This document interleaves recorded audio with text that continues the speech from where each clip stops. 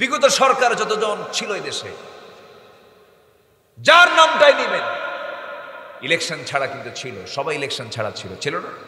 ছিল। শেখ মুজিবুর রহমান সাহেব ছিলেন, জিয়াউর রহমান সাহেব নির্বাচন ছাড়া ছিল, প্রেসিডেন্ট এরশাদ নির্বাচন ছাড়া ছিল, কেউ 4.5 বছর, কেউ 1.5 বছর, কেউ 9 বছর নির্বাচন ছাড়া ছিল। আর বিগত সরকার ছিল 16 বছর। কত বছর? 16 বছর। অটো ভোট হয়ে যেত, মাঝে মাঝে ফেরেশতা এসে ভোট দিয়ে যেত। মরা নানি মরা দাদি বহুদিন যাবৎ দেখে নাই মানুষ, কিন্তু বিগত সরকার নির্বাচনের দিন মরা দাদি এবং নানির সাথে ওরা সাক্ষাৎ ঘটায় গেছে, ভোট দিয়ে গেছে। সম্মানিত ভাইরা, আমরা এই প্রহসন আমরা দেখতে চাই না। যিনি আছেন দেখি কদ্দুর কি হয়। 84 বছরের একজন মানুষ, জনগণ টের পেয়ে গেছে যে এই লোকটার ভিতরে ক্ষমতার লোভ নাই। কি আসতে কন কেন? আমি কি ভুল বলতেছি? আমি কি ভুল বলতেছি? ক্ষমতার লোভ নাই, থাকুক না। এগুলো নিয়ে তো আমরা এত নড়াচড়া করতেছি কেন? চাঁদাবাজি আছে না নাই? বলেন তো, চাঁদাবাজি আছে না নাই? চাঁদাবাজদের হাত কেটে নেওয়া দরকার। ওদের নির্দিষ্ট কোনো দল থাকতে পারে না। সম্মানিত ভাইয়েরা, সম্মানিত বন্ধুগণ, আমরা সুন্দর একটা বাংলাদেশ উপহার দিতে চাই। যুবকরা রক্ত দিয়েছে, এদেশের মানুষ রক্ত দিয়ে নতুন পরিবেশ তৈরি করেছে। বিগত 16 বছর যে আমরা চিত্র দেখেছি, মাহফিলগুলো হতো না। ডান পাশে বাম পাশে কোনো আলেম ওলামা বসার কোনো সুযোগ ছিল না। ডান আর বামে থাকতো কিরামুন কাতিবিন, মাহফিল করতে দিত না, কথা বলতে দিত না। মাঝে মাঝে হুমকি দিয়ে বলতো, হুজুর মামলা কিন্তু রেডি আছে, থানায় যেতে হবে।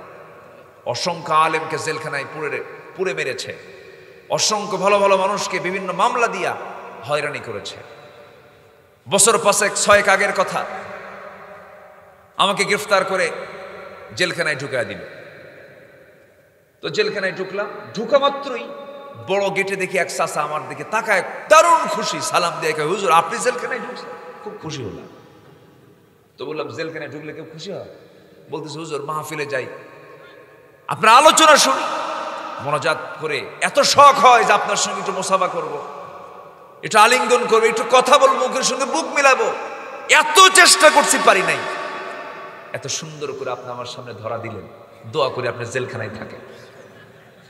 কি কথা কি বুঝতেছেন? তো বললাম, চাচা আপনি কেন জেলখানায়? বলছে, বাবা বোমা হামলা, বোমা হামলা। মানে আমার নামে বোমা হামলার মামলা দিচ্ছে। 84 বছর বয়সের লোকের হাতে যদি বোমা তুলে দেওয়া হয়, সে কি জায়গা মতো মারবে না নিজের মাথায় পড়বে? এই চিত্র চিত্রায়িত হয়েছে এই বিগত 16 বছর। ফেরাউন ছিল পৃথিবীতে বেঁচে 1600 বছর, এরা ছিল 16 বছর। সংখ্যার যে মিল হলো কেমন? চরিত্রের মিল আছে না নাই? নমরুদের কিছু বদগুণ, ফেরাউনের কিছু বদগুণ, সাদ্দাত কারুনদের কিছু বদগুণ মিলেই হয়ে গেছে এদের বদগুণ। সব চরিত্র এদের মধ্যে ছিল। রাগ করতেছেন নাকি? রাগ করলেও কিছু যায় আসে না। অনেক অত্যাচার সহ্য করছি, কিছু কথা শুনতেই হবে। বিগত 16 বছর সবচাইতে বেশি অত্যাচারের সম্মুখীন হয়েছে আলেম ওলামারা, ঠিক কিনা? দাড়ি আর টুপি দেখলে ওদের গা জ্বলতো। ওদের জানাজা না দিয়ে কুত্তা বিলাই দিয়ে বিদায় করা দরকার ওদের।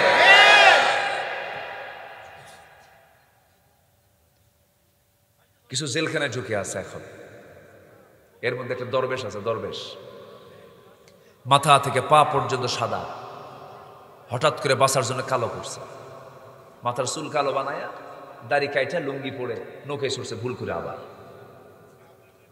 ধরছে। কোস্টগার্ড ধরে বলতেছে, আইনমন্ত্রীকে ছাড়ছি, চলেন থানায় চলেন। আমি কি একা আসছি? আমি কি একা আসছি? আমি জামাতের সাথে আসছি। কে? কই যে বসে আছে? লুঙ্গি পরা লোকটাকে চিনি না তো, মাথার চুল কালো। ভালো করে দেখো, দরবেশের ভান ধরছে। ওরা ভাবছিল আলেমদেরকে বেইজ্জত করতে, আল্লাহ ওদের লুঙ্গি খুলে দিয়েছেন, লুঙ্গি খুলে দিয়েছেন ওদেরকে।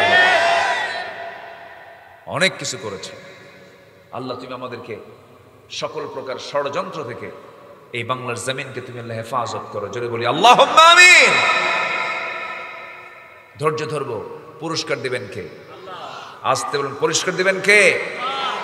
আল্লাহ রাব্বুল আলামিন সুন্দর করে বলেন, ইন্নাদ-দীনা ইনদাল্লাহিল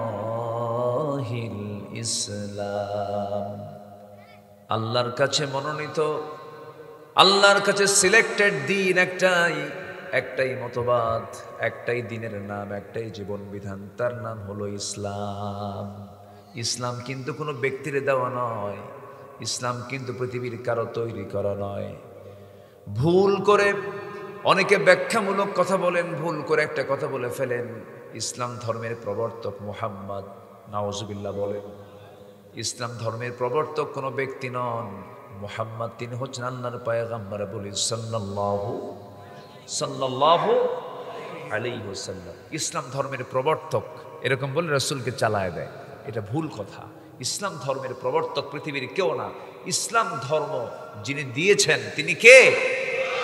আকাশ যার, সূর্য যার, চন্দ্র যার, পৃথিবী যার, ইসলামও তার। সেই ইসলামকে জানার জন্য, সেই দ্বীনকে বোঝার জন্য আল্লাহ পাক আদম থেকে নিয়ে আমার রাসূল পর্যন্ত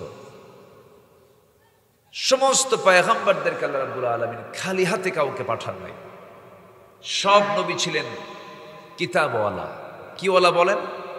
কিতাবওয়ালা ছিলেন।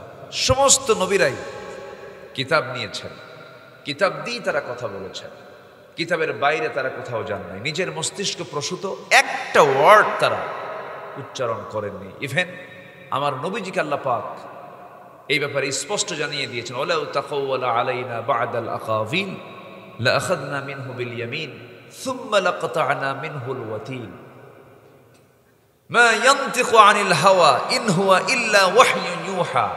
একটা শব্দ তিনি উচ্চারণ করেননি যা ওহীর বাহিরে। ওহী যা এসেছে রাসূল তাই বলেছেন। সম্মানিত ভাইয়েরা,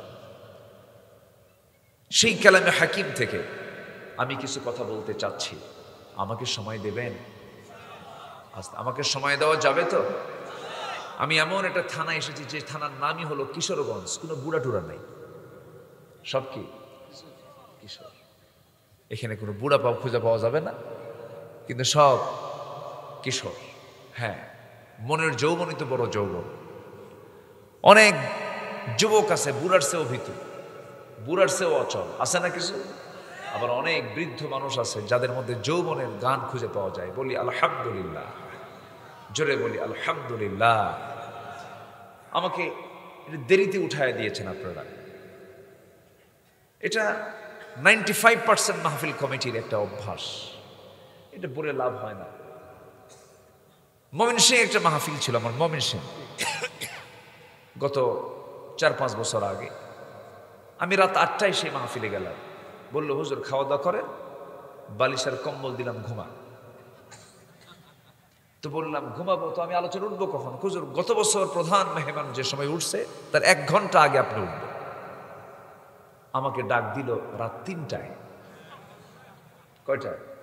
রাত 3টায় ডাক দিয়ে বললো হুজুর মঞ্চে চলেন, আপনার বয়ান 3:30টায়। গত বছর প্রধান মেহমান উঠছিলেন 4:30টায়, 1 ঘন্টা অগ্রগতি হয়েছে। আমার দেশ বিচিত্র, সবকিছুর একটা টাইম থাকে, কিন্তু সময় থাকে, সবকিছুর যৌবন থাকে। এই যে চাচা আছেন বসে, শরীর পারে না, কিন্তু বয়স হয়ে গেছে না? কত জায়গায় কত মিটিং, কত জায়গায় যেতে হয়, কিন্তু যৌবনে তিনি যে দৌড়টা মেরেছেন, সেই দৌড় কি এখন পারবেন? পারবে না বাবা, হয় না, পারি না। সবকিছুর একটা যৌবন কাল থাকে। মানুষের যৌবন কাল হলো 25 থেকে 40। 40 পার হলো তো দেখবেন যে চোখে কম দেখে, চামড়া ঢিল হয়ে যায়, দাঁত ভাঙ্গে, দাঁত উঠতে নেয়, এরকম বিভিন্ন সমস্যা। হুঁশে কম, রাগ বেশি, কথাই বলা যায় না। তো মাহফিলের যৌবনকাল হলো সর্বোচ্চ 9টা থেকে 11টা। সেই যৌবনকাল পার করে আমি উঠছি বুড়াকালে। এখন আমি এই যৌবনের আমি এখন কি কব বলেন? মানুষের তো এখন যাওয়ার সময় হয়ে গেছে। আমাকে সময় দেবেন তো নাকি? জোরে বলি ইনশাআল্লাহ। একটা লোক যেন না উঠেন। আমি কিন্তু ভুল করিনি, ভুল করেছে কমিটি, আমি আগিয়ে আসছি। যাই হোক, একটু সময় দিবেন। আর কি বলে এই যে ডেকোরেটরের দায়িত্বে যারা আছেন, দুটো লাইট মাশাআল্লাহ হুজুরের চোখ বরাবর দিয়ে দিই, হুজুরের চোখ যেন আজকেই কানা হয়ে যায়। এটা কোনো হলো? এটা কি সিস্টেম? এরা বোঝে কিছু নাকি? এটা থাকতে হয় চোখের উপরে, যেন চোখে কোনো তাপ না লাগে, চোখে কোনো চাপ না লাগে, পরে চোখ দিয়ে পানি ঝরে, জানেন? এগুলো বুঝতে হয়। এই হ্যালোজেন এগুলোর একটা যে ব্যাড ইফেক্ট, এটা মারাত্মক ক্ষতি করে, এটা চোখের উপরে রাখেন। বিচ্ছুরিত হচ্ছে চোখে লাগে। হ্যাঁ, চোখে লাগে, এই চোখে যেন না লাগে, এটা খেয়াল করতে হয়। মানে হুজুর আজকে ওয়াজ করুক, কালকে থেকে কানা হয়ে যাক। সম্মানিত ভাইয়েরা, এখন আসেন আমরা আলোচনার দিকে চলে যাচ্ছি। কোরআন যার উপরে নাজিল হয়েছে সেই ব্যক্তি, সেই মহান ব্যক্তিটার নাম কি বলুন তো? বলুন তো মুহাম্মদ সাল্লাল্লাহু। তার জীবনটা কত বছরের ছিল জানেন? 63 বছর, সামান্য কিছু সময়, 9 ঘন্টা কেউ কেউ বলেছে, 63 প্লাস, 63 বছর 9 ঘন্টার মতো তিনি বেঁচে ছিলেন পৃথিবীতে। এত ক্ষণ জন্মা, আমরা বলবো এটা অল্প সময়ে বেঁচে থাকে একজন মানুষ সুদূর সফল না মহা সফল? সুদূর সফল না মহা সফল? যে কয়েলটা দিচ্ছে নাকি একটু সরাই দিয়ে, সুদূর সফল না মহা সফল? মহা সফল তিনি। এক জায়গায় না সব জায়গায়? এক জায়গায় না সব জায়গায়? ব্যক্তিগত জীবন থেকে শুরু করে সকল অঙ্গনে এই পৃথিবীতে একজন মানুষ মহা সফল ছিলেন, তিনি হচ্ছেন মুহাম্মদ সাল্লাল্লাহু। কত বছরে কমপ্লিট হয়েছে? 63 হয়ে গেছে। আর অনেকের 70 বছর বয়স হয়, নামাজের টাইম নাকি হয়ই নাই। আমি কি বুড়ো হয়েছে নাকি?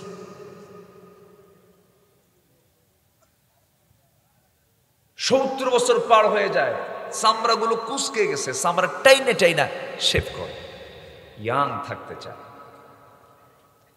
না। একটা সেকেন্ড নষ্ট করার সময় আমাদের নাই। সবচেয়ে মূল্যবান জিনিস পৃথিবীতে হলো বান্দার জন্য দ্য টাইম, সময়। চলে যাচ্ছে সময়, এই সময়কে আর হাজার চেষ্টা করেও আমরা এটাকে আর ফেরত নিতে পারবো না। সময়কে আল্লাহ রাব্বুল আলামিন দাম দিতে বলেছেন। আল্লাহ রাব্বুল আলামিন বলেন, হুয়াল্লাযী খালাকাল মাউতা ওয়াল হায়াতা লিয়াবলুয়াকুম আইয়ুকুম আহসানু আমালান ওয়া হুয়াল আজিজুল গফুর। জোরে বলুন আল্লাহু আকবার। তিনি সেই মহান প্রভু যিনি মৃত্যু এবং জীবন সৃষ্টি করেছেন যেন তিনি বুঝে নিতে পারেন তোমাদের মধ্যে কোন কোন বান্দাগুলো ভালো আমল করে যেতে পারে। এই পৃথিবীতে আসার মূল লক্ষ্য ছিল হলো নেক আমল করা, ভালো আমল করা, ওজনে কম না দেওয়া, মিথ্যা না বলা, গীবত না করা, পরের ব্যাপারে সুচিন্তা করা, মনের মধ্যে কখনো হিংসা না লালন না করা, পরশ্রী কাতরতাগুলো না নিয়ে আসা, শৃঙ্খলপূর্ণ জীবনযাপন করা, সবার সঙ্গে মিলেমিশে চলা, প্রতিশোধ পরায়ণ না হওয়া, একটু ভুল হলে পরে তাকে ক্ষমা করে দেওয়ার চিন্তা মাথায় নিয়ে নেওয়া, এটাই তো মানুষের জীবনটা ছিল। কিন্তু আজকে আমার দেশে আবাদ হয় মানবতার না হিংসার। কিসের আবাদ হয় বলে? হিংসার আবাদ। জমি কেনে একজন আর হিংসা হয় আরেকজন। জমি কেনে একজন, ঘুম হয় না আরেকজন। তার জমির সাথে আরেকজন জমি কিনেছে, হাই রে হাই করছে, এই লোক জমি কিনলো, ওর টেনশনে ঘুম হয় না। এরকম মনে হয় নাই নীলফামারীতে। আসতে বলে আসে না নাই? একজন একটু প্রতিষ্ঠিত হয়েছে, একটু ভালো জায়গায় উঠেছে, ভালো শিক্ষিত হতে পেরেছে, অমুকের ছেলে ভালো ভালো জায়গায় একটা সেটেল হয়ে গেছে, কিন্তু আরেকজনের সহ্য হয় না। যখন দেখবেন যে সহ্য হয় না যার হৃদয়, ভাবতে সবচেয়ে পচা হৃদয় হচ্ছে ওই হৃদয় যার মধ্যে হিংসা লালন হয়। সম্মানিত ভাইয়েরা, অনেক কথা আছে, আস্তে আস্তে করে বলবো। আল্লাহ রাব্বুল আলামিন যেন আমাদের সবাইকে আমলের নিয়তে শোনার তৌফিক দান করেন। জোরে বলি আমিন। উনি অনেক, জি আমি টের পেয়েছি, উনি যেতে চাচ্ছিলেন, কিন্তু একটু লজ্জাও পাচ্ছেন যে এটা ছেড়ে কেমনে যায়। আমি আপনাকে অনেক আগেই রুখসত দিয়েছি, আপনাদের তো এক জায়গায় না, বহু জায়গায় যেতে হয়, না গেলে পরে আবার এটা নিয়েই কত কথা শুরু হয়ে যায়। নেতা, ডাক্তার, আর কে, চেয়ারম্যান, মেম্বার, এমপি, এদের চামড়া হওয়া লাগে গন্ডারের চামড়ার মতো। যত কিছুই বলুক না কেন শুনি না। কি কথাকে বুঝতেছেন আপনারা? এছাড়া কোনো উপায় নেই, অনেক কিছুই করতে হয়। তো উনি একটু ছুটি চাচ্ছেন, উনি যাবেন সাথে। আপনারা যাবেন নাকি? আবার আপনারা থাকবেন তো ইনশাআল্লাহ? যে উনি কিন্তু একা যাচ্ছেন, আপনাদেরকে নিয়ে যাচ্ছেন না, ওনার জরুরতের জন্য উনি যাচ্ছেন। আসুন আমরা এখন সেই মূল আলোচনার দিকে আবার ফিরে যাচ্ছি। কোরআনটা কার কিতাব বলেন তো? কোরআনটা কার কিতাব? পৃথিবীতে সব কিতাবে সন্দেহ আছে, সমস্যা আছে। এই কিতাবে কোনো সমস্যা আছে? কোনো ভুল আছে? কোনো ত্রুটি মনে হয়? আকাশের সূর্য যে আল্লাহ পাক দিয়েছেন, এর মধ্যে কোনো ভুল টুল আছে?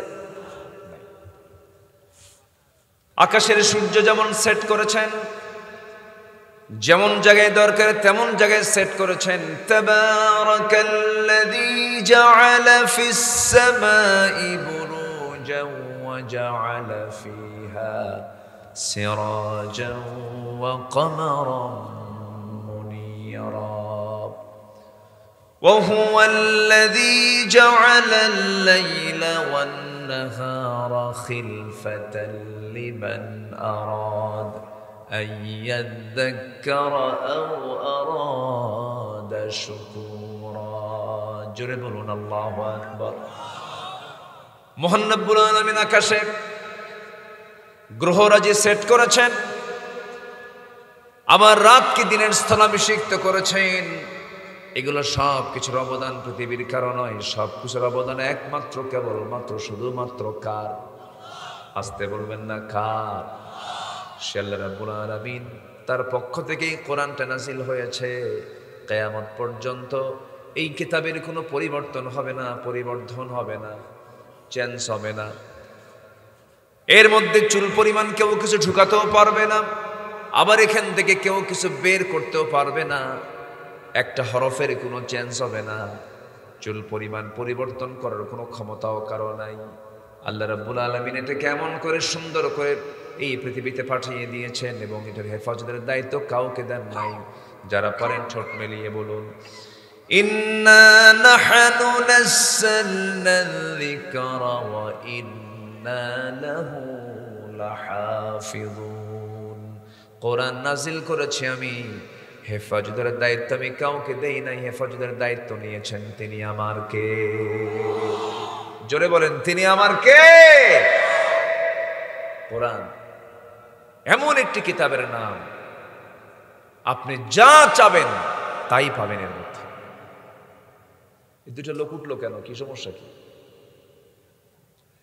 বলেন? একটু বসেন, মন চাচ্ছে চলে যাচ্ছে, এটা তো ঠিক না। একটু বসেন রে ভাই। এই মাহফিলকে, এই মাহফিলের সৌন্দর্য রক্ষার দায়িত্ব একার না সবার? বলেন বলেন, একার না সবার? এই মাহফিলের সৌন্দর্য থাকবে কি চলে গেলে না থাকলে? দোয়ার আগে গেলে না দোয়ার পরে গেলে? দোয়ার পরে গেলে সৌন্দর্য থাকবে, আর দোয়ার আগে চলে গেলে সৌন্দর্য আপনি হারিয়ে ফেললেন। একটু বসেন, আমি আর এই ব্যাপারে আর বলবো না। আমি এর চাইতে আর কেমন করে বলবো, আমি বোঝানোর তো আর কোনো ভাষা নেই।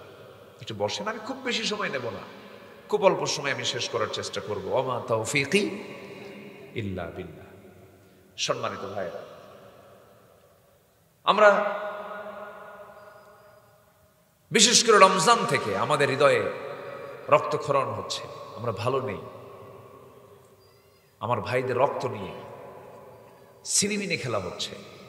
ছোট্ট ছোট্ট বাচ্চাগুলো বাপ মাকে হারায়া উন্মুক্ত আকাশে, জাস্ট আকাশ, মানে মাথার উপরে কোনো ছাদ নেই, আকাশই তাদের ছাদ।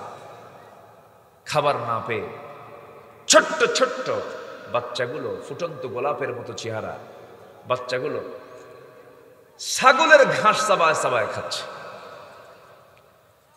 ছোট্ট ছোট্ট বাচ্চাগুলো খাবার না পেয়ে বলছে, আল্লাহ শুনেছি গোটা দুনিয়াতে নাকি 200 কোটি মুসলমান, কেউ তো একচুল পরিমাণ খাবার আমাদের জন্য আনলো না। শুনেছি তোমার জান্নাতে নাকি বহু খাবার আছে। আল্লাহ, মৃত্যু দিলে পরে জান্নাতের খাবার গিয়ে খাবো। এই করুণ আর্তচিৎকারে আকাশ বাতাস ভারী হচ্ছে প্রতিনিয়ত। 20 সেকেন্ড পর পর মধ্যপ্রাচ্যের কসাই ইসরায়েল বেনিয়ামিন নেতানিয়াহুর নেতৃত্বে মিসাইলগুলো মারতেছে, মাল্টি স্টেট বিল্ডিংগুলো তুলার মতো উড়াইয়া দিচ্ছে। সেই বোম্বিং এর সাথে সবার আগে লাশ উঠতেছে মানুষের। এই চিত্রগুলো দেখে আমরা কি ভালো আছি? কেউ আসতে বলেন, ভালো আছি কেউ? কেউ কিন্তু ভালো নেই। সেই সময় আমরা বসেছি। আমরা সুস্পষ্ট ভাষায় জানান দিতে চাই এই তাফসীর মাহফিলের প্ল্যাটফর্ম থেকে, সম্মানিত ভাইয়েরা, আমরা মুসলমান, আমরা পৃথক থাকবো না এক থাকবো, পৃথক থাকবো না এক থাকবো। আমরা এক হয়ে ওই বাতিলদের মোকাবেলা করব। ইহুদির জনসংখ্যা মাত্র পৃথিবীতে 1,52,00,000। 1,52,00,000। গোটা পৃথিবীর মূল জনসংখ্যা, মোট জনসংখ্যা হলো 200 কোটি, 800 কোটি। 800 কোটি মোট জনসংখ্যা। এর মধ্যে ইহুদির সংখ্যা মাত্র 1,52,00,000। মুসলিম জনসংখ্যা হলো প্রায় 200 কোটি। 200 কোটি মুসলমান যদি 1.5 কোটি ইহুদির বিরুদ্ধে লড়াই করার দরকার নাই, শুধু যদি মুখের থুতু নিক্ষেপ করত ভেসে যেত আর।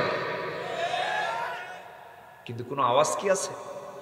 বরঞ্চ মুসলমান ইসরায়েলের তৈরি করা পেপসি খায়া ঢেকুস মারে। কি খায়? ঢেকুস মারে। পেপসি খায়, ঢেকুস মারে। সম্মানিত বন্ধুগণ, বয়কটের ডাক তো আমরা দেবই, বলবো যে ওদের কোনো পণ্য ব্যবহার করবেন না। কিন্তু আপনি কি পণ্য বানাইছেন? কোন আপনি কিছু বানাইছেন? বানান নাই তো। ওদের পণ্য, ওদের বিজনেস ওরা আগায় নিয়েছে। মাত্র 1,52,00,000 মানুষ। ওরা ঠিকই কিন্তু আগায় গেছে, আপনারা পিছিয়ে চলে গেছে। কেন জানেন? পিছিয়ে যাওয়ার মূল কারণ হলো আমরা আমাদের স্বকীয়তা থেকে অনেক দূরে ছিটকে পড়েছি। আমরা অলস জাতি, আমরা সচেতন ছিলাম না, সচেতন এখনো হতে পারিনি। ঠিক এই মুহূর্তে আমরা এটাই বলতে চাই, নিউ ওয়ার্ল্ড অর্ডার, গোটা পৃথিবীর এখন চাহিদা হলো মুসলমানদেরকে একটা প্ল্যাটফর্মে আসতে হবে, তাওহীদের ভিত্তিতে একটা প্ল্যাটফর্মে আসতে হবে। এবং সবচাইতে বড় দিক হলো শক্ত করে ধরতে হবে কোন কিতাব। আসতে বলবেন না, কোন কিতাব? শুধু নামাজে না, সমাজেও। শুধু নামাজে না, সমাজেও। নামাজ এবং সমাজ, রাষ্ট্র, সব জায়গায় কোরআন দরকার আছে না নাই? আসতে বলবেন না, আছে না নাই? আমার দেশে কি কোরআন সব জায়গায় আছে? শুধু নামাজে আছে। শুধু নামাজে আছে। সমাজে আছে? সমাজে নাই, রাষ্ট্রে নাই। কোরআনে কোনো কিছু বাদ পড়ে নাই। কোরআনে কোনো কিছু বাদ পড়ে নাই। কিন্তু আমরা রাষ্ট্র থেকে কোরআনকে কি করেছি? বাদ দিয়ে দিয়েছি। কোরআনের কোনো আইন আমরা রাখি নাই।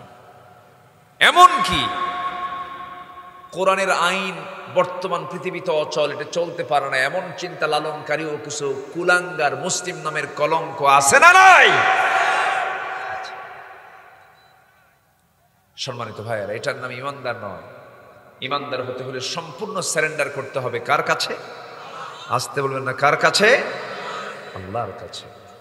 যারা পারেন ঠোঁট মিলিয়ে বলুন, আল্লাহ রাব্বুল আলামিন বলেন, ইন্না সলাতি ওয়া নুসুকি ওয়া মাহইয়ায়া ওয়া মামাতি লিল্লাহি রাব্বিল আলামিন।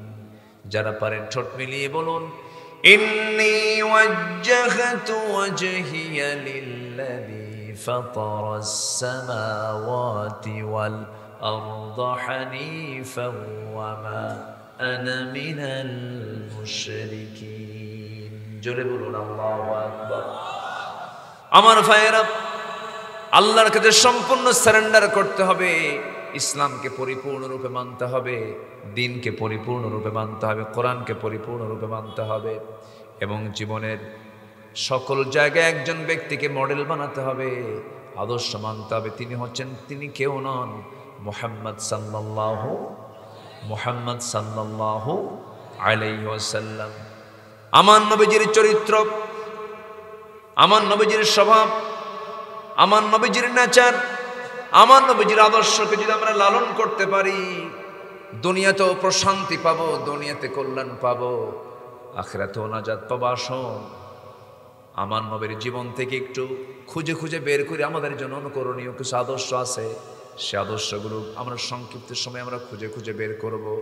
আমার নবীর চরিত্র ছিল কি বলেন, জোরে বলেন, আরো জোরে। কাইফা কানা খুলুক রাসূলিল্লাহ, আমার নবীর চরিত্র কেমন ছিল?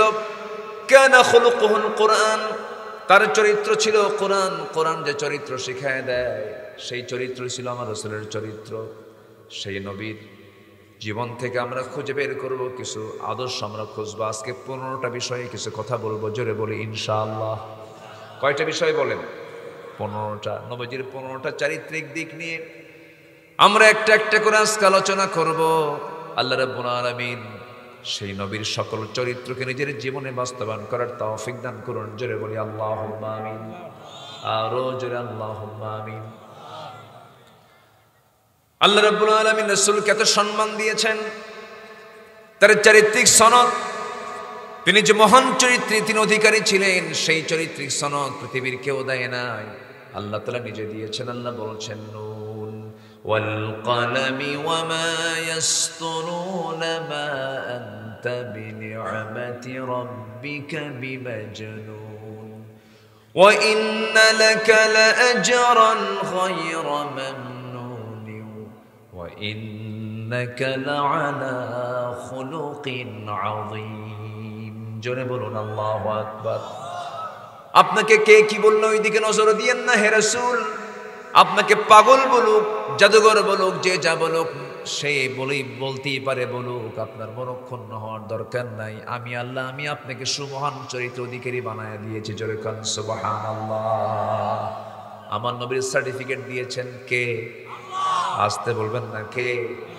আমরাও যেন সার্টিফিকেট পাই কার কাছ থেকে? দুনিয়ার কারো কাছ থেকে সার্টিফিকেট নেওয়ার কোনো দরকার নাই। আমার সার্টিফিকেট দরকার কার কাছ থেকে? আল্লাহ বলছেন কিছু কাজ করে আসো, আমি তোমাকে সার্টিফিকেট দেব। আল্লাহ রাব্বুল আলামিন বিভিন্ন জায়গায় আমাকে সার্টিফিকেট দেওয়ার জন্য বিভিন্ন কাজ করতে বলেছেন। যেমন এক জায়গায় 7টা কাজ করে বলছেন, উলাইকা হুমুস সাদিকুন ওয়া উলাইকা হুমুল মুত্তাকুন। জোরে বলুন আল্লাহু আকবার। এরাই সিদ্দিক, এরাই মুমিন, এরাই মুত্তাকি। আল্লাহ রাব্বুল আলামিন বিভিন্ন জায়গায় আমাদেরকে আমলগুলো শিখায় দিয়েছেন। সব কোরআন থেকে আমরা খুঁজে খুঁজে বের করব। আসুন না নবীর জীবন থেকে কিছু আদর্শ আমরা খুঁজে বের করি, আমাদের জীবনে এগুলোকে ট্রিট করি। আমার নবীজির 1 নম্বর আদর্শ হলো, আমার নবীজি দাওয়াত দিয়েছেন যোগ্যতার সাথে, প্রজ্ঞার সাথে, উত্তম পন্থায়। আমরা যে দাওয়াতি কাজ করব, নবীর মতো দাওয়াতি কাজ করব। জোরে বলি ইনশাআল্লাহ। উত্তম পন্থায় দাওয়াতি কাজ করব, প্রজ্ঞার সাথে দাওয়াতি কাজ করব। আল্লাহ রাব্বুল আলামিন বলেন, উদউ ইলা সাবিলি রাব্বিকা বিল হিকমাতি ওয়াল মাউইযাতিল হাসানাহ ওয়াজাদিলহুম বিল্লাতী হিয়া আহসান ইন্না রাব্বাকা হুয়া আ'লামু বিমান দাল্লা আন সাবিলিহি ওয়া হুয়া আ'লামু বিল মুহতাদিন। জোরে বলুন আল্লাহু আকবার। সূরাতুন নাহাল আয়াত নাম্বার 125। নাহাল মানে কি বলেন? বলেন বলেন বলেন। মৌমাছি। কি সুন্দর জবাব দিয়েছেন, বলি আলহামদুলিল্লাহ। সূরার নাম কি? নাহাল। নাহাল মানে হলো মৌমাছি। অর্থাৎ কোরআনে কারিমে একটা সূরার নাম আছে মৌমাছির নামে। আবার এই যে আমি কথা বলছি, এগুলো লোহা, লোহা নামে সূরা আছে না নাই বলেন? সূরাতুল হাদিদ। লোহা নামে সূরার নাম থাকলো, হাতি নামে সূরার নাম থাকলো, মৌমাছির নামে সূরার নাম থাকলো, সূরাতুন নামাল পিঁপড়ার নামে সূরার নাম থাকলো। কেন? কোরআন শুধু যদি ধর্মের কিতাব হতো এই সমস্ত বিষয় তো আসার কথা নয়। লোহা নিয়ে আল্লাহ রাব্বুল আলামিন কথা বলেছেন, প্রাণী জগৎ নিয়ে কথা বলেছেন, অর্থাৎ মানব জীবনের জন্য যা কিছু প্রয়োজন সব কিছু আল্লাহ পাকের মধ্যে বলে দিয়েছেন। কোরআন তো পৃথিবীর কোনো ব্যক্তির রচনা নয়, কোরআন সম্পূর্ণ নাজিল হয়েছে কার কাছ থেকে? এই লোহাটা কার বলেন? এই লোহাটা কার? লোহার কোম্পানি যা আছে, rod factory, BSRM, KSRM, AKS, বিভিন্ন কোম্পানির নাম আছে না? লোহা কি তারা বানায়? লোহা পৃথিবীর কেউ বানাতে পারবে না। লোহা এটা আল্লাহর পক্ষ থেকে, আসমান থেকে নাজিল হয়েছে। একটু জোরে কোন সুবহানাল্লাহ। দিনাজপুরে কিসের খনি আছে বলেন? বলেন?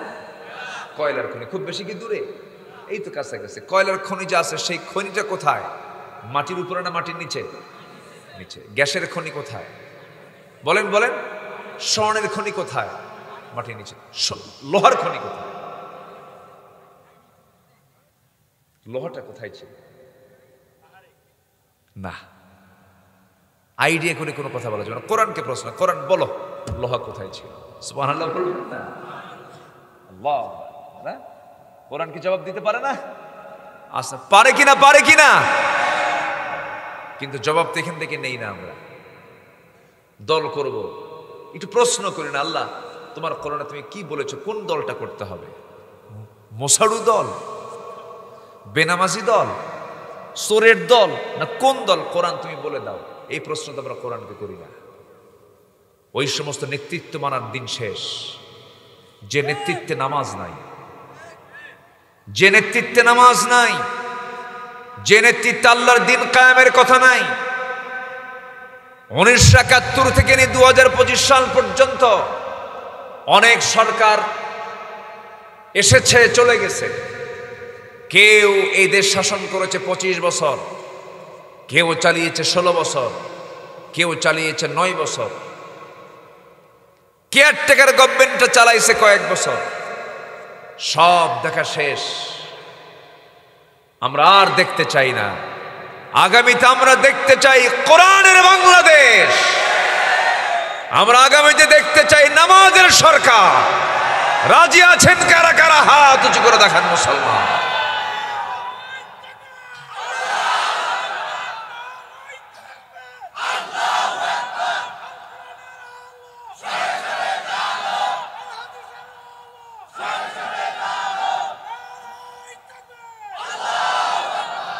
আল্লাহ কবুল করুন। জোরে বলি আমিন, আরো জোরে আমিন। কষ্ট পেলেন মনে হয় নাকি? কষ্ট পাচ্ছেন? দেখলাম তো সবকিছু। চাঁদাবাজি দেখতে চাই না, সন্ত্রাসী দেখতে চাই না, ক্ষমতার মিসইউজ, পাওয়ারের মিসইউজ আমরা দেখতে চাই না। কোন থানায় কোনো হেলো চলবে না। থানা চলবে তার নিজস্ব গতিতে, কোর্ট চলবে তার নিজস্ব গতিতে। আইন সবার জন্য হতে হবে কি? এগুলোর কোন চিত্র আমরা আজ পর্যন্ত দেখতে পাইনি। আমি আমার বুদ্ধি বয়সে, আমার এই ক্ষুদ্র জীবনে, আমার বুদ্ধি বয়সে আমি দেখি নাই রমজান মাসে, যে মাসে পেঁয়াজের ব্যবহার সবচাইতে বেশি, পেঁয়াজের দাম 25 টাকা ছিল। যা এই বছর ছিল কিনা বলেন? ভারত থেকে কোনো পেঁয়াজ আসছে? তাহলে হলো কেমনে? দাম এত কমলো কেমনে বলেন? বিষয় আছে কিনা? বিষয় আছে কিনা বলেন? আচ্ছা, আমি গত 2 বছর আগে বিমানের টিকিট কেটেছি 1.5 লক্ষ টাকা দিয়ে। বিমানের টিকিট কেটেছি, সেই টিকিট এই বছরে মাত্র 50,000 টাকা। কেমনে কমলো? বলা হলো পাসপোর্ট আছে যার, টিকিট আছে তার, কোনো সিন্ডিকেট চলবে না। হয়ে গেছে। সবকিছুই সম্ভব। আমার দেশকে কারো কাছে যাওয়া লাগবে না। আমার দেশ অত্যন্ত উর্বর মাটি। এই মাটি পৃথিবীতে কোথাও পাবেন না। যে দেশের মাটিতে একটা ছোট্ট বাচ্চা পেয়ারা খেলে পরে পেয়ারার বিচি যদি পেটে চলে যায়, সেই বিচিটা পেট থেকে বের হয়, সে বাড়ির পিছনে গিয়ে এক জায়গায় পায়খানা করে, সেই বিচি থেকে গাছ হয়, সেই গাছে পেয়ারা হবে।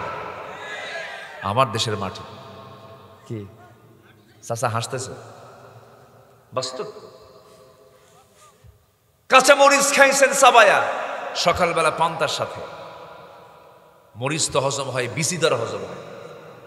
ছাড়ছেন দিয়ে বাইরে, কয়েক মাস পর যায় দেখেন কয়েকটা মরিচ গাছ হয়, আর সেখানে মরিচ ধরে আছে। আমার দেশের মাটি, সবকিছুই হয় আমার দেশের মাটিতে, কোনো অভাব হবে না। শুধু যদি নামাজি নেতৃত্ব আর কোরআনের নেতৃত্ব যদি বাংলার জমিনে জারি হয়ে যায়, কোনো অভাব থাকবে না। ওয়াদাকার, আসতে বলুন ওয়াদাকার। একটা সূরা সবারই মুখস্থ আছে, কিন্তু হয়তো বুঝতেন না, হয়তো অনেকে জানতেন না যে এই সূরার মধ্যে আল্লাহ পাক এই কথা কেমনে বলে দিয়েছে।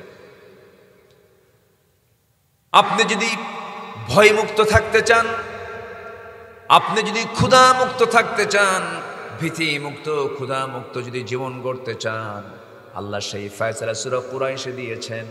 আল্লাহ রাব্বুল আলামিন বলেন, যারা পারেন ঠোঁট মিলিয়ে বলুন, লিইলাফি কুরাইশিন ইলাফিহিম রিহলাতাশ শিতাই ওয়াস সাইফ ফালইয়াবুদু রাব্ব হাযাল বাইতিল্লাযী আত'আমাহুম মিন জু'ইন ওয়া আমানাহুম মিন খাউফ।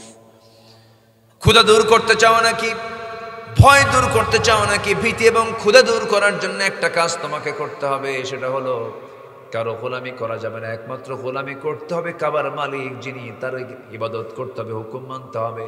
কাবার মালিকের নাম কি? আরো জোরে বলেন, আরো জোরে বলেন। সেই কাবায়কে সবাই যাওয়ার শখ আছে নাকি? পৃথিবীর প্রথম ঘর কোনটা? বলেন বলেন বলেন বলেন। প্রথম কেবলা কোনটা? আকসা। আল্লাহু আকবার। প্রথম ঘর হলো বাইতুল্লাহ কাবা শরীফ, আর প্রথম কেবলা হলো বাইতুল আকসা। সুবহানাল্লাযী আসরা বিআবদিহি লাইলান মিনাল মাসজিদিল হারাম ইলাল মাসজিদিল আকসাল্লাযী বারাকনা হাওলাহু লিনুরিয়াহু মিন আয়াতিনা। জোরে বলুন আল্লাহু আকবার। আল্লাহ রাব্বুল আলামিন কাবার কথাও বলেছেন, আকসার কথাও বলেছেন। আমার বন্ধুগণ, পৃথিবীর প্রথম ঘর। আল্লাহ তুমি সবাইকে যাওয়ার তৌফিক দাও। আরো জোরে, আরো জোরে, আরো জোরে। সবাই যাবেন না? আল্লাহ কবুল করুন। প্রথম ঘর এটা লোহা। এই লোহা নিয়ে সূরা একটা আছে, সূরার নাম হচ্ছে সূরাতুল হাদিদ। সূরার নাম কি? হাদিদ। হাদিদ মানে হলো লোহা। তাহলে কয়লার খনি হলো মাটিতে, সোনার খনি মাটিতে, গ্যাসের খনি মাটিতে, কিন্তু লোহার খনিটা কোথায়? লোহা আসলো কোন জায়গা থেকে? আল্লাহ রাব্বুল আলামিন বলেন, ওয়া আনজালনাল হাদিদ ফীহি বা'সুন শাদীদুন ওয়া মানাফিউ লিন-নাস। আমি লোহা নাজিল করেছি যাতে রয়েছে প্রচন্ড শক্তি এবং যাতে রয়েছে মানুষের জন্য নানাবিধ উপকার, বহুবিধ উপকার আছে। আমার বন্ধুগণ, লোহা ছাড়া কোনো কিছুই চলে না। একটা সুই বানাতেও কি লাগে? আরো জোরে বলেন। ধান লাগাইছেন আপনি, কাটবেন, কি লাগে? কাঁচি কি দিয়ে বানায়? লোহা দিয়ে বানায়। লোহা ছাড়া কোনো উপায় নাই। এসেছি মাহফিলে, গাড়িতে চড়ে এসেছি, গাড়িতেও লোহা। চলবেন যেখানেই চলবেন, লোহা ছাড়া কোনো উপায় নাই। কিন্তু এই লোহাটা আল্লাহ রাব্বুল আলামিন নাজিল করেছেন আসমান থেকে। কেমন করে চিন্তা করে দেখুন, এই পৃথিবী নামক এই যে জায়গায় আমরা বসবাস করছি, এই পৃথিবীর যে আবহাওয়া, যে তাপমাত্রা, এখানে যে বসে আছি আমরা, এখানে 30 ডিগ্রি সেলসিয়াস তাপমাত্রা থাকতে পারে, 28 থেকে 30। এই তাপমাত্রা, সূর্যটা আমার কাছ থেকে এত দূরে থাকার কারণে এই তাপমাত্রা আমরা পাচ্ছি। কিন্তু সূর্যের কাছাকাছি আভ্যন্তরীণ যে তাপমাত্রা, সেই তাপমাত্রা হলো 15 million degree Celsius. 15 million degree Celsius তাপমাত্রা। কিন্তু এই যে আমরা লোহাটা দেখি,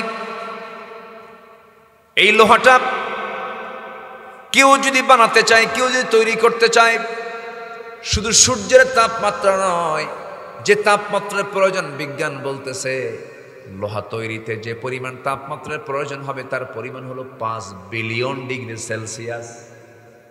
কেউ তো আল্লাহু আকবার বললেন না। পৃথিবীতে এমন তাপমাত্রা কোথাও আছে? সূর্যেরই তো নাই, পৃথিবীতে থাকবে কেন? তাহলে এই পৃথিবীতে সূর্যকেও, পৃথিবীতে লোহা কেউ বানাতে পারবে না, কোনোদিন সম্ভব নয়। তাহলে লোহাটা কেমন করে এই পৃথিবীতে আসলো? আল্লাহ রাব্বুল আলামিন ১৫০০ বছর আগে বলছেন, ওয়া আনজালনাল হাদিদ, আমি আল্লাহ লোহা নাজিল করেছি। বিজ্ঞান বলতেছে কোন মহাশূন্যের মাঝে কোন সুপারনোভা, কোন গ্যালাক্সির ভিতরে কোন সুপারনোভার বিশাল বিস্ফোরণের মধ্য দিয়া লোহাগুলো উপর থেকে পৃথিবীতে এসে পড়েছে। মানে আল্লাহ রাব্বুল আলামিন বলছেন আমি লোহাকে নাজিল করেছি। জোরে কোন সুবহানাল্লাহ। কোরআন বলে দিচ্ছে, জোরে বলি সুবহানাল্লাহ। কোরআন যা বলে এটাই মহাসত্য। সূরার নাম যে প্রথম আয়াতটা আমি তেলাওয়াত করেছি, সূরাতুন নাহল। আল্লাহ পাক রাসূলকে প্রজ্ঞা এবং উত্তম পন্থায় তিনি দাওয়াত দিতেন। আল্লাহ পাক তাকে এই যোগ্যতা দান করেছিলেন। এটা এসেছে সূরাতুন নাহলের মধ্যে। নাহল মানে হলো কি? মৌমাছি। মৌমাছি কি সংগ্রহ করে বলেন? বলেন কি সংগ্রহ করে? কিসের থেকে? খালি ফুল, ফুল, ফল, বিভিন্ন রস সংগ্রহ করে। কিন্তু মধু কি সংগ্রহ করে? আগে রস। আগে কি করে? রস। রস থেকে এমনি মধু হয় না, থামে, কথা আছে তো।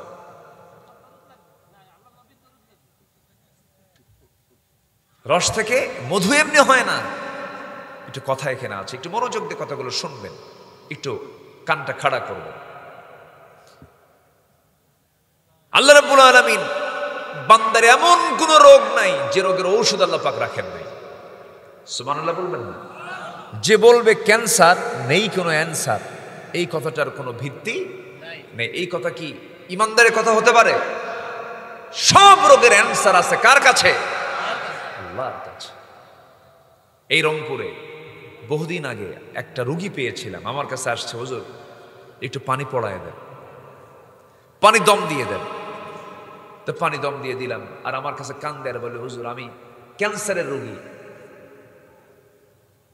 আমাকে ডাক্তার ব্যাগ দিয়েছে, পাঠায় দিয়েছে, আমার কোনো চিকিৎসা নেই। এখন কি বেঁচে আছে কিনা জানি না। ওই লোকটার সাথে আমার প্রায় 9 বছর পর্যন্ত দেখা। যাকে টাইম দিল 7 থেকে 8 দিন বাঁচবেন, সে 9 বছর পর্যন্ত দিব্যি বেঁচে আছে, পান খায়। আলহামদুলিল্লাহ। আবার পান খাওয়া জায়েজ করলাম না, এটা ভাইবেন। পান খান, সমস্যা নেই, ওই যে পান খাওয়ান, সমস্যা নেই। পানের সাথে আবার হাকিমপুরি রহমতুল্লাহ আলাইহি খান, এখানে কথা আছে, এখানে এটা কখনোই খাওয়া যাবে না, নেশার দিকে যাওয়া যাবে না। বসে। ক্যান্সারের অ্যান্সার কে বলেছে নাই? অবশ্যই আছে। দেখেন আল্লাহ পাক ওষুধ বানানোর জন্য মৌমাছিকে সিলেক্ট করলেন। মৌমাছি শক্তিশালী না মানুষ শক্তিশালী? এখানে যদি 20টা মৌমাছি ছেড়ে দেওয়া হয়, থাকতে পারবেন? তো শক্তিশালী আপনি কন, বলেন ভালো করে কন। ছোট্ট একটা মৌমাছি, আল্লাহ রাব্বুল আলামিন এর মধ্যে কি কি দিয়েছেন দেখেন। এই মৌমাছিকে আল্লাহ পাক ওহী দিলেন। ওহী দিয়ে কি বললেন? আল্লাহ রাব্বুল আলামিন বলেন, ওয়া আওহা রাব্বুকা ইলান নাহলি আন ইত্তাখিযি মিনাল জিবালি বুয়ুতা। আমি মৌমাছিকে ওহী করে দিলাম, সুন্দর করে গাছের ডালে ডালে, বড় বড় বিল্ডিং এর ছাদের নিচে সুন্দর করে বাসা বানায় নাও।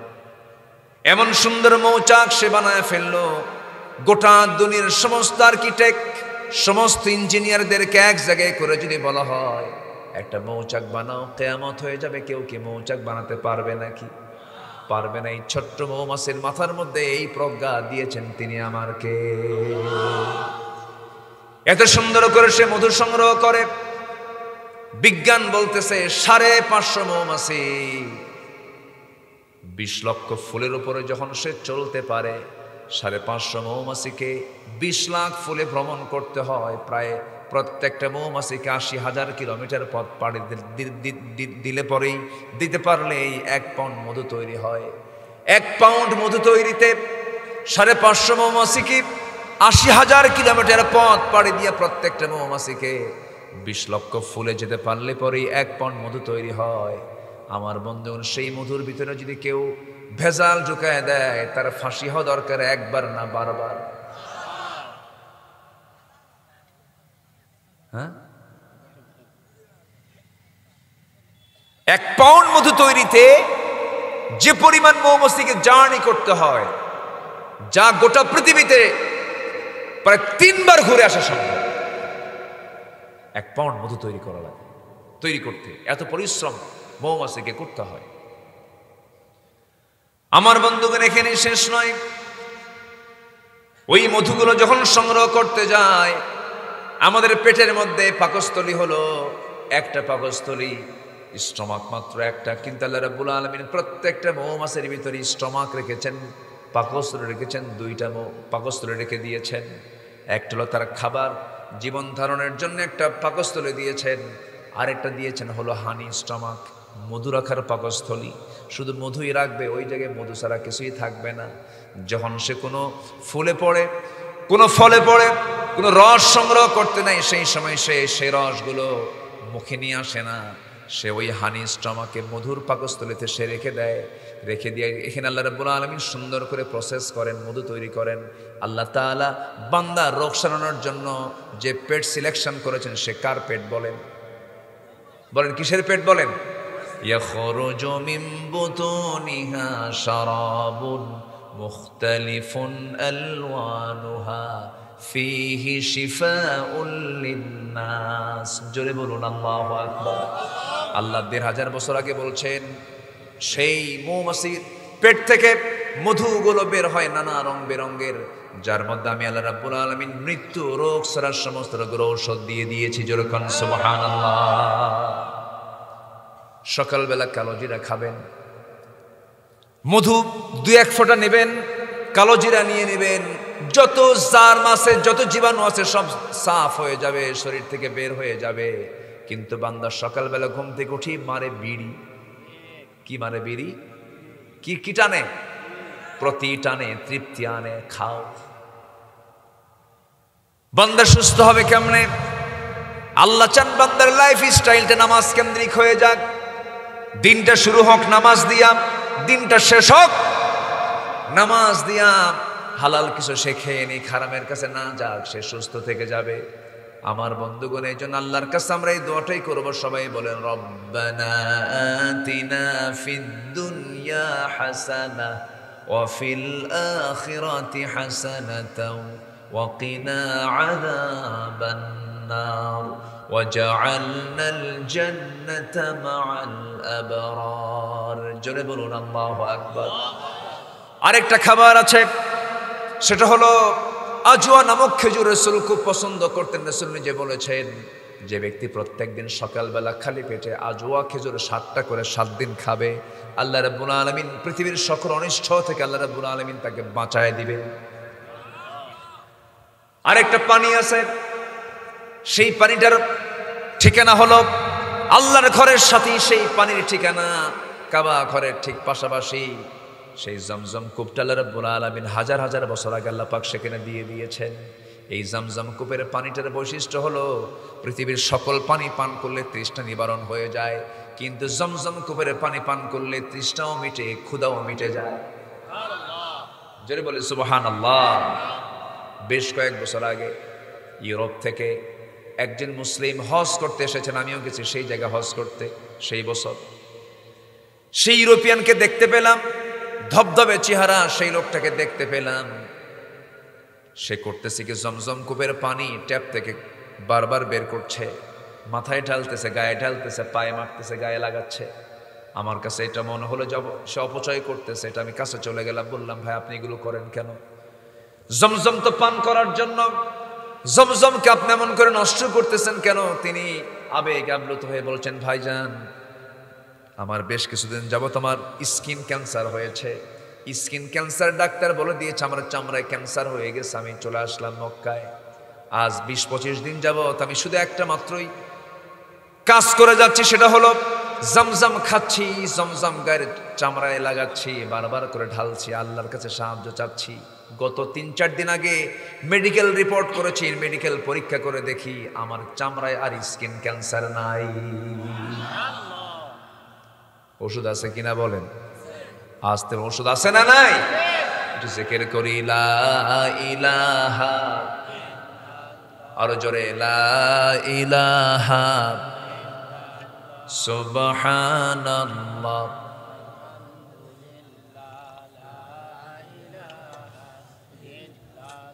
আরো জোরে লা ইলাহা, আরো জোরে লা ইলাহা, লা ইলাহা ইল্লাল্লাহু মুহাম্মাদুর রাসূলুল্লাহ সাল্লাল্লাহু আলাইহি ওয়াসাল্লাম। সূরা নাহল নাম থেকে শুরু করে আমি বহুদূর পর্যন্ত চলে গিয়েছিলাম।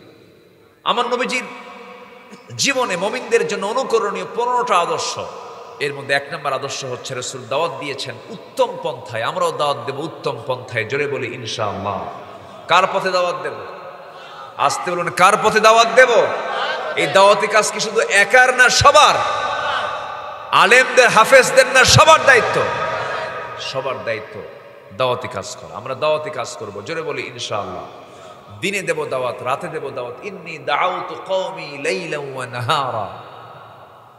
নূহ আলাইহিস সালাতু ওয়াস সালাম তিনি দিনেও দাওয়াত দিয়েছেন, রাতেও দাওয়াত দিয়েছেন। এত মার খেয়েছেন, তার কওমের লোকেরা মেরে রক্তাক্ত করে রাস্তায় ফেলে দিয়ে চলে গেছে, তবুও তিনি দাওয়াতের কাছ থেকে এক চুল পরিমাণ নড়েননি। 900 বছরে তার দাওয়াতের ফলাফল হলো 70 থেকে 80 জন ইসলাম কবুল করছে। তিনি কি হতাশ হয়েছিলেন? হতাশ হননি। আমরা দাওয়াতি কাজে কখনো হতাশ হব না। সাহায্য করবেন কে? এক নম্বরে চলে গেল, রাসূল ছিলেন সাহসী মানুষ। নবীজির ভিতরে চুল পরিমাণ কোনো ভীতি কখনো কাজ করে নাই, শুধু ভয়টা কাজ করেছে। কার ভয়? আসতে বলবেন না, কার ভয়? একজন ইমানদারের ভিতরে কখনো ভয় কাজ করবে না। আমি তো অবাক হয়ে গেছি, মাঝে মাঝে এখনো আমার কাছে কেমন যেন স্বপ্ন মনে হয়। 2024-এর টোটাল জুলাই মাসটা আমার কাছে একটা ইতিহাস। আমার চোখের সামনে একটা প্র্যাকটিক্যাল ইতিহাস আমি চোখের সামনে দেখেছি, আমার চোখ দেখেছে। 36 জুলাইয়ের যে আন্দোলন, এই যে যুবকরা রাস্তায় নেমে যে আন্দোলনটা করেছে, জীবন বাজি রেখে প্রথম রক্ত ঝরেছে কোন জেলার মানুষের? বলেন বলেন বলেন বলেন বলেন।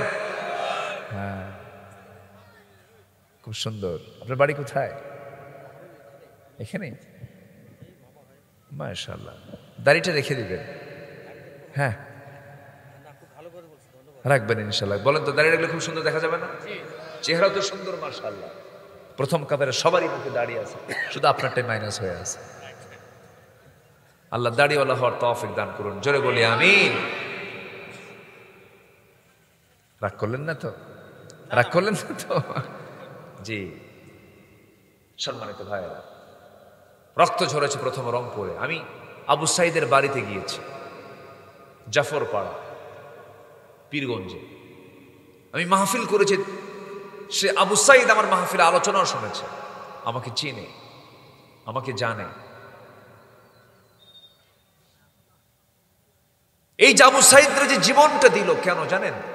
এটার মূল কারণ হলো জুলুম থেকে জাতিকে বাঁচানোর জন্য। কি থেকে বলেন? কি থেকে? জুলুম কাকে বলে তার বাস্তব রূপ, বাস্তব দেখেছেন হলো এদেশের অগণন মানুষের কলেজার টুকরা আল্লামা সাইদ রাহিমাহুল্লাহ। এমন কোন জুলুম করা হয়নি যা তার উপরে বাদ ছিল। রিমান্ড থেকে শুরু করে নিয়ে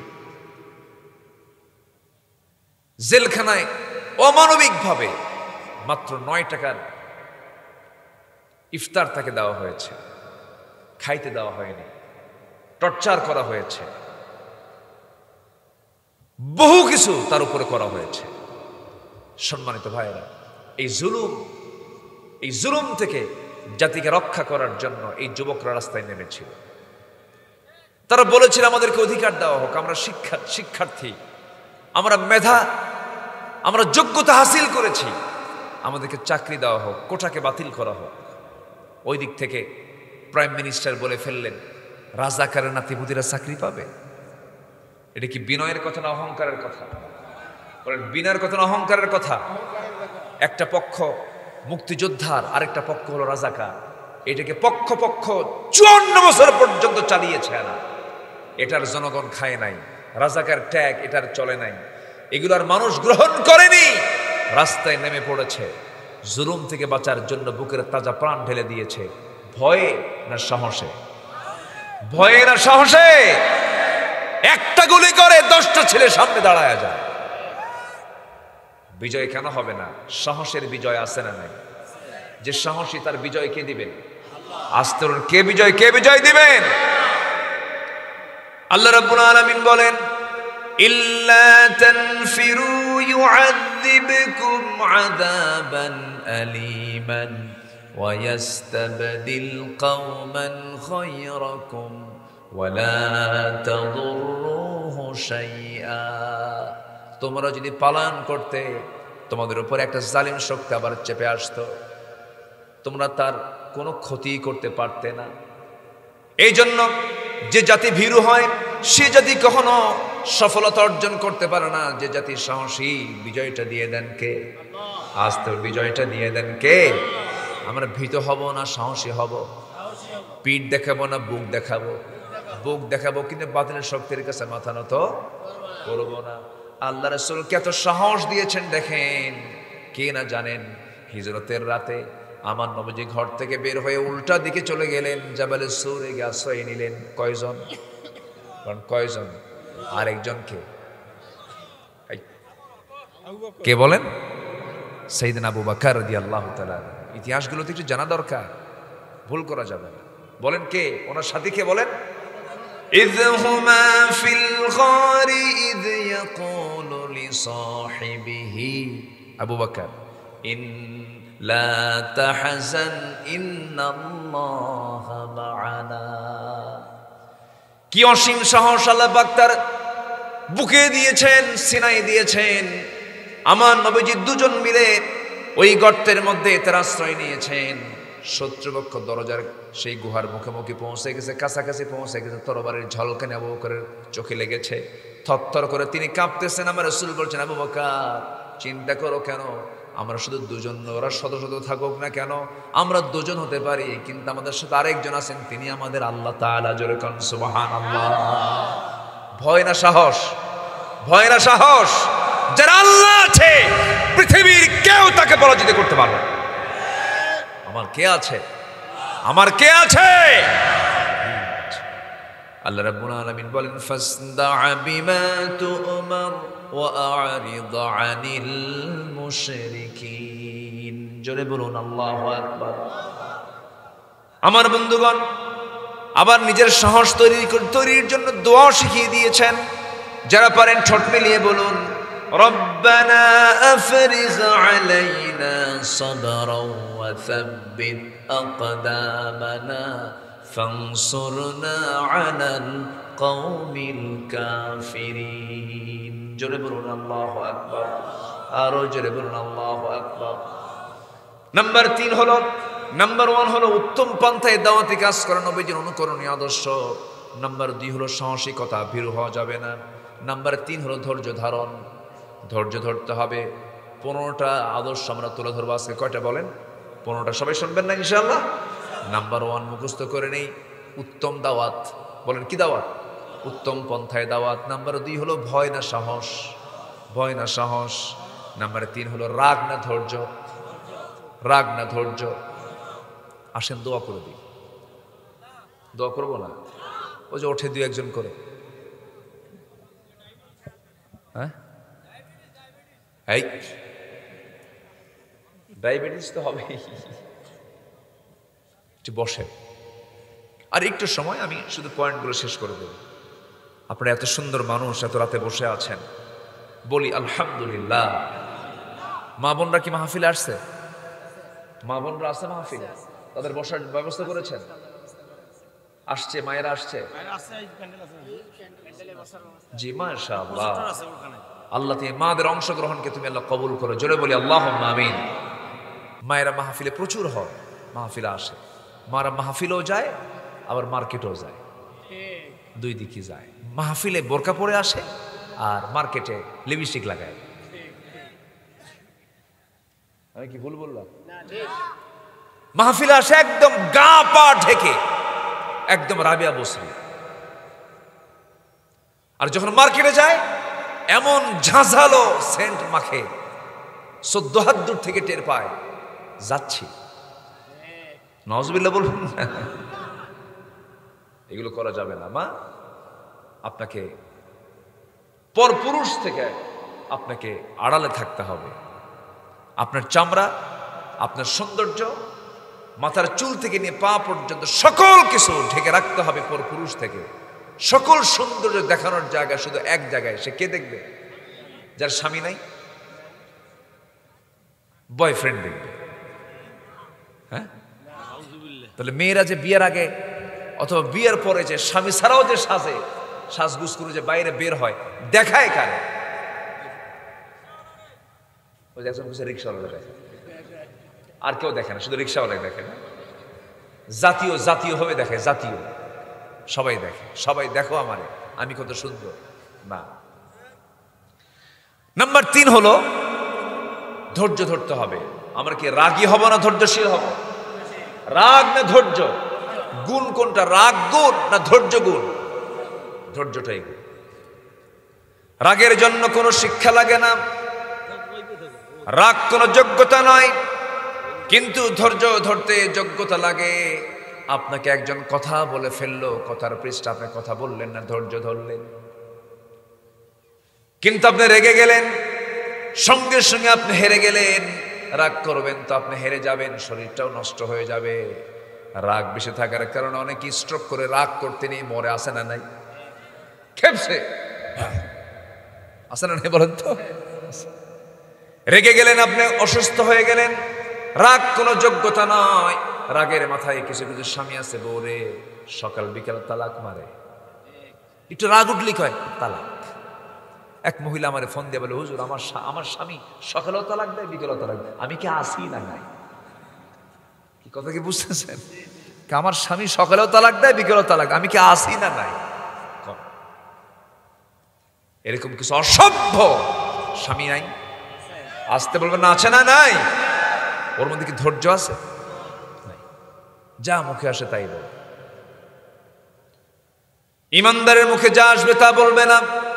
ইমানদার ভেবে চিন্তে কথা বলবে, কারণ ইমানদারের কথা হবে খুব মেপে চেপে কথা হবে। ইমানদার কখনো বাজে কথা বলবে না, বাজে কাজ করবে না, বাজে কিছু খাবে না, বাজে জায়গায় বসবে না। কি কথা ক্লিয়ার? ইমানদার বাজে কথা বলবে না, বাজে কিছু খাবে না, বাজে জায়গায় বসবে না, বাজে কোনো চিন্তা করবে না, হারাম কাজের সঙ্গে ইমানদারের কোনো সম্পর্ক থাকবে না। ইমানদারের জীবনটা হবে ভিন্ন ধরনের, তার পার্সোনালিটি থাকবে, ব্যক্তিত্ব থাকবে। সে যখন রাস্তায় চলবে অন্য মানুষ থেকে সে ভিন্ন হবে, যখন সে খেতে বসবে তার খাওয়াটাও ভিন্ন হবে, যখন সে কথা বলবে তার কথাটাও ভিন্ন হবে, তার প্রত্যেকটা কাজ কর্ম হবে ভিন্ন ভিন্ন, কারণ সে জান্নাতের জন্য প্রস্তুত। জোরে বলেন সুবহানাল্লাহ। জান্নাত কি সুশৃঙ্খলের জন্য না উশৃঙ্খলের জন্য? সুশৃঙ্খল জীবন যার আছে তার জন্য জান্নাত আছে।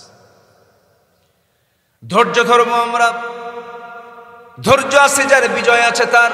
ফাসবির কামা সাবারা উলুল আজমি মিনার রুসুলি ওয়ালা তাস্তাজিল লাহুম। আমার বন্ধুগণ, আমার নবীজি ধৈর্যের পিরামিড ছিলেন। আমার নবীজি সেই তায়েফের ময়দানে গিয়ে, রাসূল আমার ফুল পেয়েছেন না পাথর পেয়েছেন?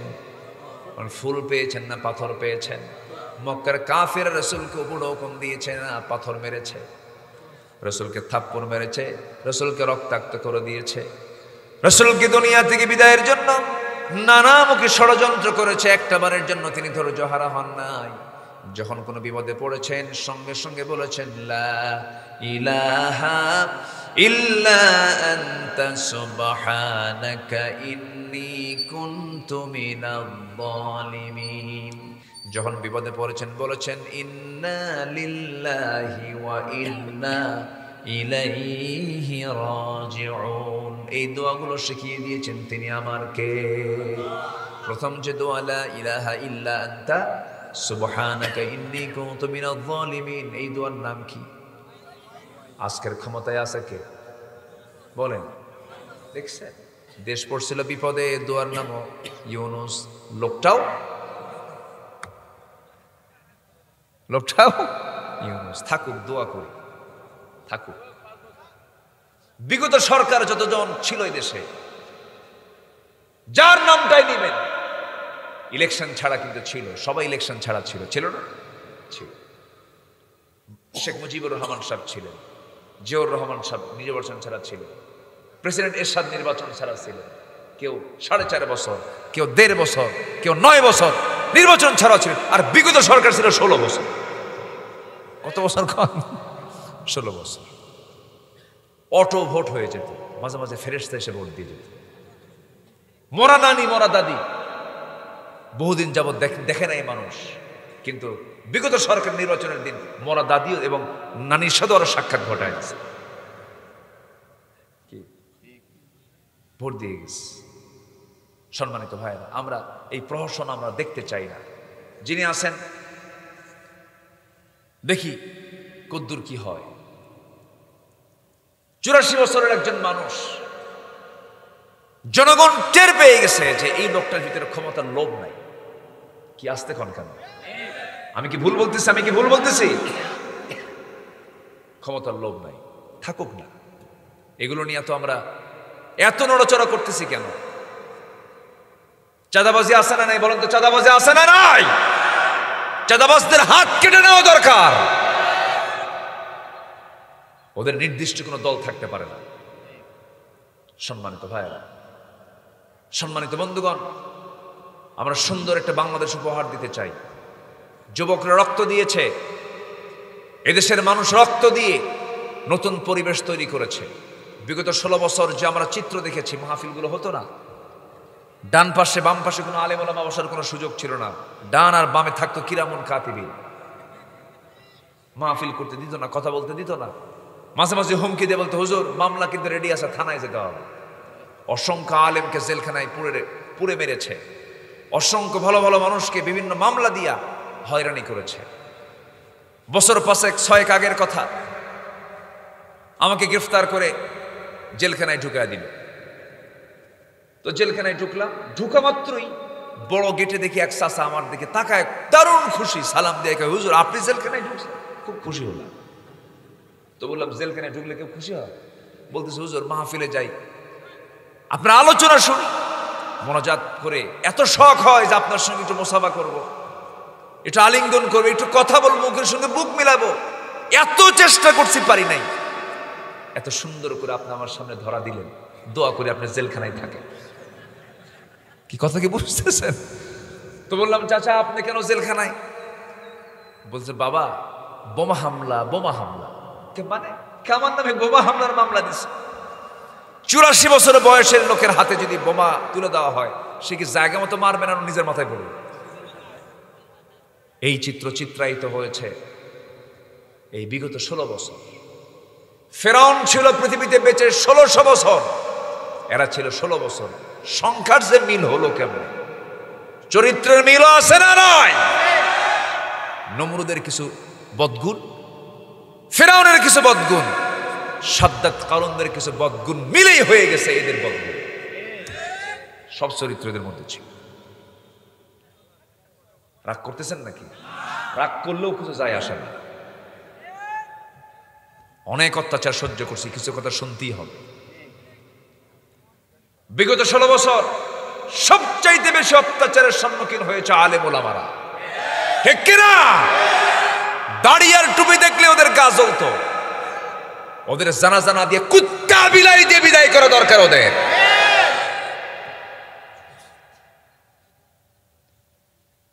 কিছু জেলখানায় ঢুকে আছে এখন। এর মধ্যে একটা দরবেশ আছে, দরবেশ মাথা থেকে পা পর্যন্ত সাদা, হঠাৎ করে বাঁচার জন্য কালো করছে, মাথার চুল কালো বানায়া দাড়ি কাইটা লুঙ্গি পরে নৌকে ছুটছে ভুল করে, আবার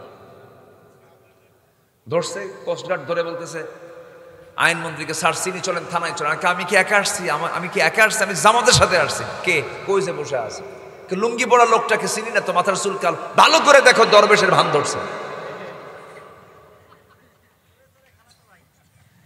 ওরা ভাবছিল আলেমদেরকে বেইজ্জত করতে, আল্লাহ ওদের লুঙ্গি খুলে দিয়েছেন, লুঙ্গি খুলে দিয়েছেন ওদেরকে,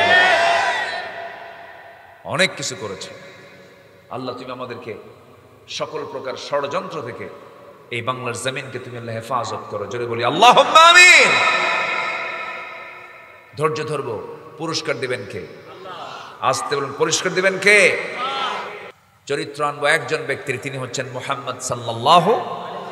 আল্লাহ রাব্বুল আলামিন বলেন, লাকাদ কানা লাকুম ফি রাসূলিল্লাহি উসওয়াতুন হাসানাহ লিমান কানা ইয়ারজুল্লাহা ওয়াল ইয়াওমাল আখির ওয়া যাকারাল্লাহা কাসীরা।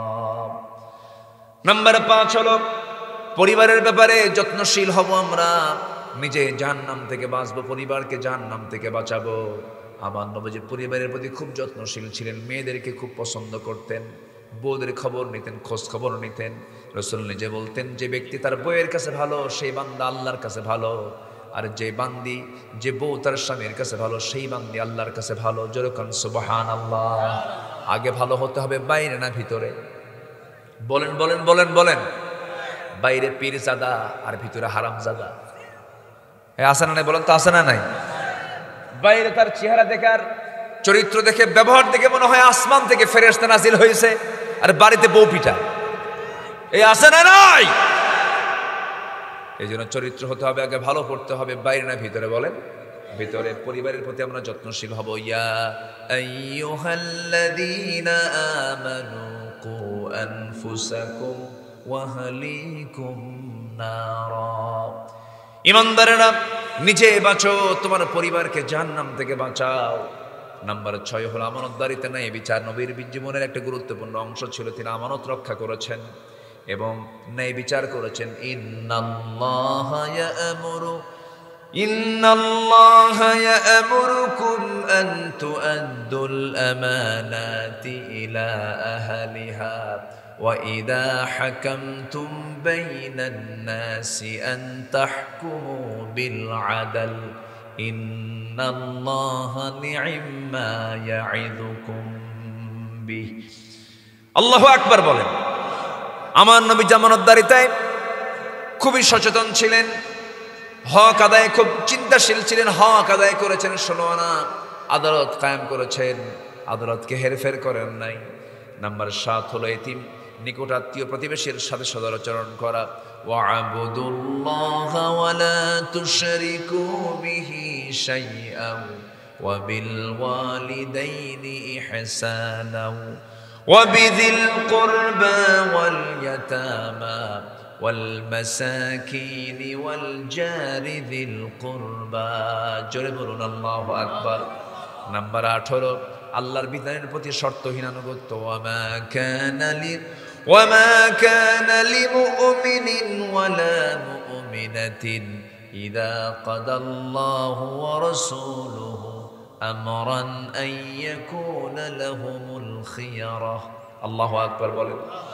নাম্বার 9 হলো আল্লাহর জন্য দ্বীনের কাজে কঠিন পরিস্থিতি সবর ধরা।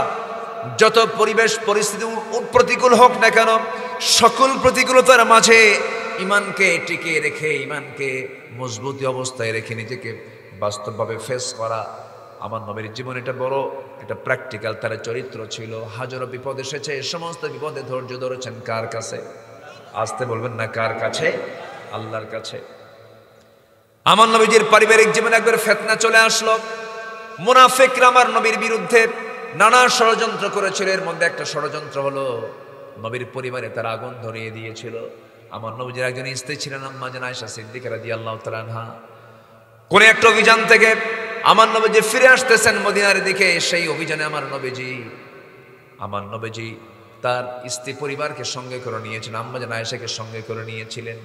ফেরার পথে আম্মা জান আয়েশা তিনি উটের পিঠে চড়েছেন, মদিনার দিকে ফিরবেন। আমার নবীজি সাহাবে কেরামকে বলছেন, সাহাবীরা শোনো, সবাই তো মদিনার দিকে ফিরতেছি, হঠাৎ করে কোন সাহাবী যদি বাদ পড়ে যায়, হেরে যায়, সবার পরে সাফওয়ান তুমি আসবে পিছে পিছে, যারা বাদ পড়ে যাবে সেই বাদ পড়া লোকগুলোকে তুমি তোমার নিজ দায়িত্বে মদিনা পর্যন্ত পৌঁছায় দিবে। কেউ তো বাদ পড়ে নাই, বাদ পড়েছেন আমার নবীর স্ত্রী আম্মা জান আয়েশা সিদ্দিকা রাদিয়াল্লাহু তাআলা আনহা। তিনি যখন বাদ পড়ে গেলেন, কেমনে বাদ পড়লেন?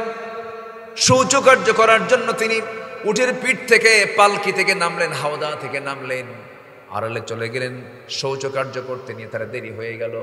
তিনি এত চিকন ছিলেন যে তার দায়িত্বে থাকা সেই যিনি দেখছিলেন উটের দায়িত্ব যিনি নিয়েছিলেন, তিনি করলেন কি, আম্মা জান আয়েশা তিনি ওই পালকির মধ্যে হাওদার মধ্যে আসেন বলে মনে করে হাওদাটা উটের পিঠে উঠায়া দিল।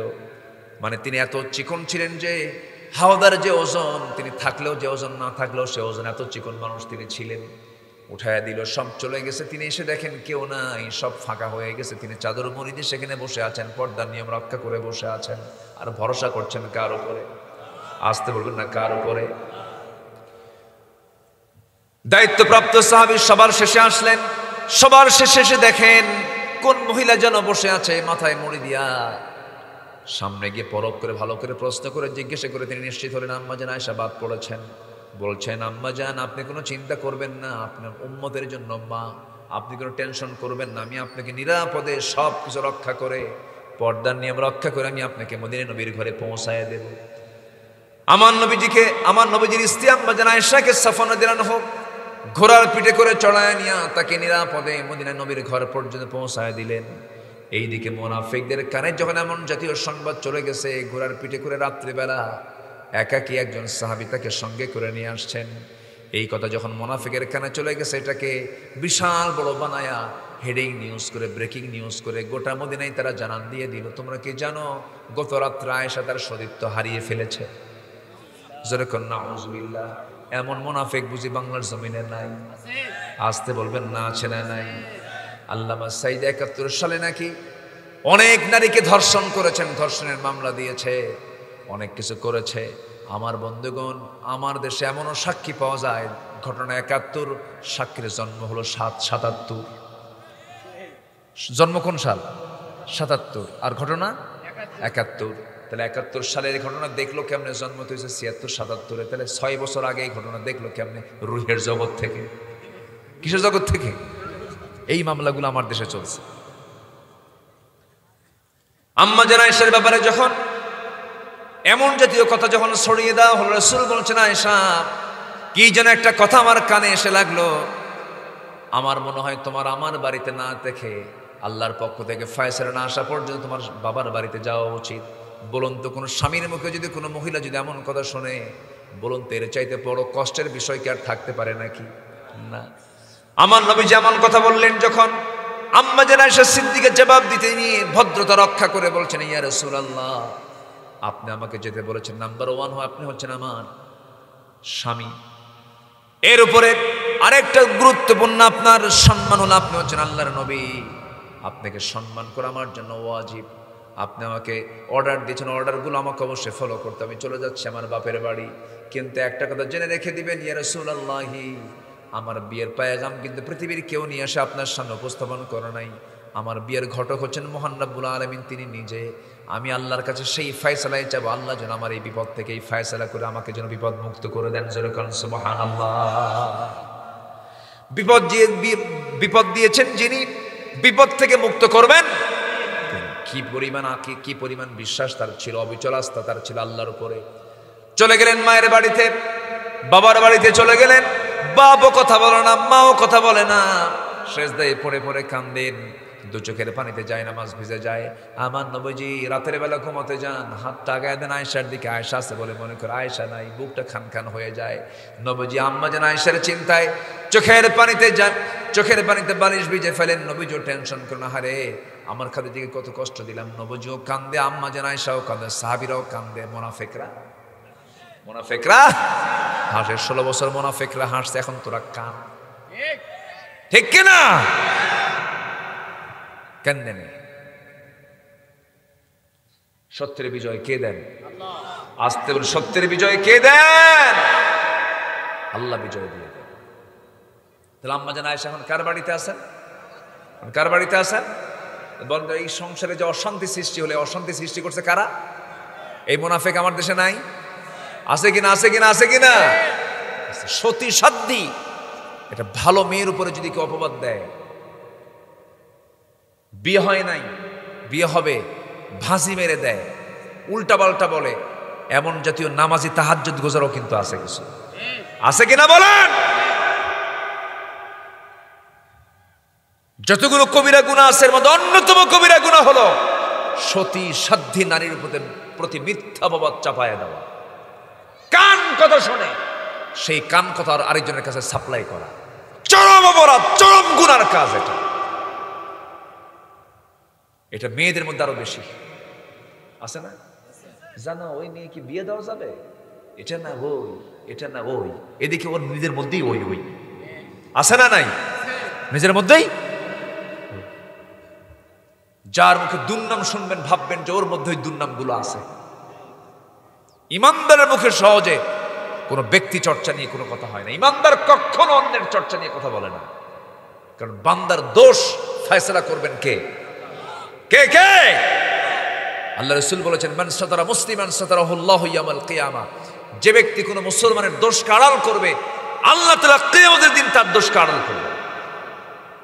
দোষকে যদি পারেন আড়াল করে দিবেন, ব্যক্তিগত দোষ যেগুলো আছে, না আমি জানি না, বাস আড়াল করে দিবেন। তাহলে কঠিন সিচুয়েশনে ধৈর্য ধরবো আমরা কার কাছে? আল্লাহর কাছে। তাহলে বিজয় দিবেন কে? বেশ কয়েকদিন পরে ওহী নাযিল হয়ে গেল, ইন্নাল্লাযীনা জাউ বিল ইফকি উসবাতুম মিনকুম। হে রাসূল, আয়েশা সম্পর্কে আপনাকে যা মুনাফিকরা শুনিয়েছিল সম্পূর্ণ মিথ্যা বানোয়াট, এগুলোকে আপনি বিশ্বাস করবেন না। আপনি যান আয়েশাকে আপনি আপনার ঘরে নিয়ে আসেন, সে পুত পবিত্রা নারী, তার মধ্যে কোনো সমস্যা সতীত্ব তার আছে, কেউ তার সতীত্ব নষ্ট করে নাই। নবীজি আনন্দ চিত্তে তিনি এবার চলে গেলেন শ্বশুর বাড়ি। কিসের বাড়ি? শ্বশুর বাড়ি চলে গেলেন। আম্মা জান আয়েশাকে ডাকছেন, আয়েশা কোথায় তুমি? তিনি কোনো জবাব দিচ্ছেন না। এবার তিনি একটু প্রশংসাসূচক শব্দ প্রয়োগ করে বলছেন, হুমায়রা তুমি কোথায়? লাল টুকটুকে কোথায়? মেয়েদেরকে যত প্রশংসা করবেন তারা বেজার না খুশি? আসতে বলেন না, বেজার না খুশি? মেয়েদেরকে প্রশংসা করবেন, মেয়েরা খুশি হয়ে যায়। আর পুরুষকে প্রশংসা করবেন, পুরুষকে এত প্রশংসা করিস কেন? মতলব কি? কি কথা বোঝেন নাই?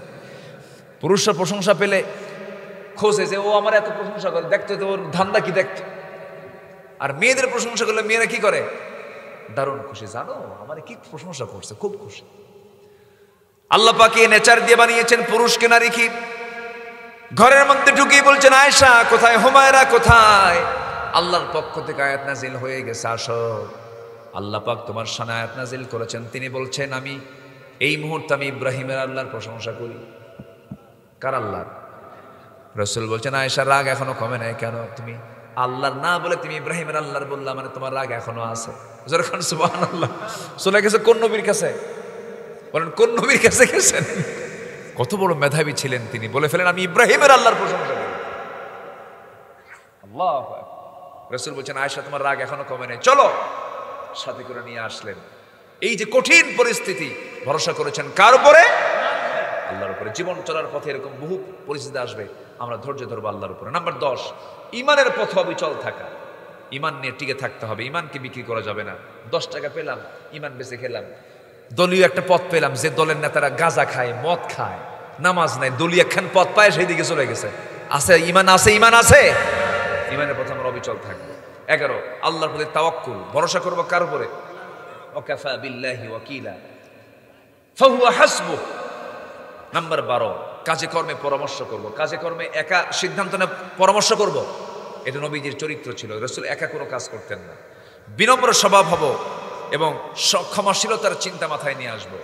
নাম্বার 14 হলো কুফুরের প্রতি কঠোর হব। যারা কাফির তাদের ব্যাপারে নরম না কঠোর? নরম না কঠোর? কঠোর হতে হবে। নাম্বার 15 হলো মুমিনের প্রতি আমরা দয়াশীল হব। পরস্পরের মধ্যে দয়া কমান দরকার না বাড়ান দরকার? বলেন বলেন বলেন বলেন। আজকের মুসলমানদের মধ্যে ভ্রাতৃত্ব, রহম, করম, দয়া, মায়া বেড়ে গেছে না?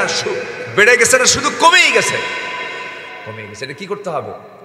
যত বাড়াবো বিজয় আমাদের হাতে আসবে। বিজয় কাদের হাতে আসবে? আমাদের হাতে আসবে। এই 15টা গুণ আমরা শিখে নেব আমাদের জীবনে বাস্তবায়ন করার জন্য। আল্লাহ কবুল করুন, জোরে বলি আমিন। আমি আর কথা বাড়াবো না, জোর করে আপনাদেরকে বসায় রেখেছি, কষ্ট পেয়েছেন আপনারা মনে হয়। শ্রোতা কিন্তু বিভিন্ন প্রকার থাকে। কিছু শ্রোতা থাকে হুজুরের মোশান টোশান দেখার জন্য আসে, স্লোগান টোলোগান কেমন মারে এরকম জন্য কিছু আসে। কিছু শ্রোতা আসে না, দিন শোনার জন্য আসে। অনেক ভাই চলে গেছেন, অনেক দূর থেকে আসছেন, এটা একটা কারণ। যে যেখানে আসছেন আলহামদুলিল্লাহ, আমরা সবার জন্য দোয়া করি। ফজর পড়বেন তো সবাই? কারা কারা ফজর পড়বেন, কারা কারা দেখি জোরে বলি ইয়া আল্লাহ। আমাদেরকে ফজর, জোহর, আসর, মাগরিব, ইশা 5 ওয়াক্ত সালাত আদায় করার তৌফিক তুমি আল্লাহ দিয়া দাও, জোরে বলি আমিন। হাত নামান। জি, আমরা বসে পড়ি। আরে কিসের গজল? আল্লাহ আল্লাহ কি যে মধুর নাম। সবচেয়ে মধুর নাম কার? আল্লাহ। বলেন আল্লাহ আল্লাহ কি যে মধুর নাম।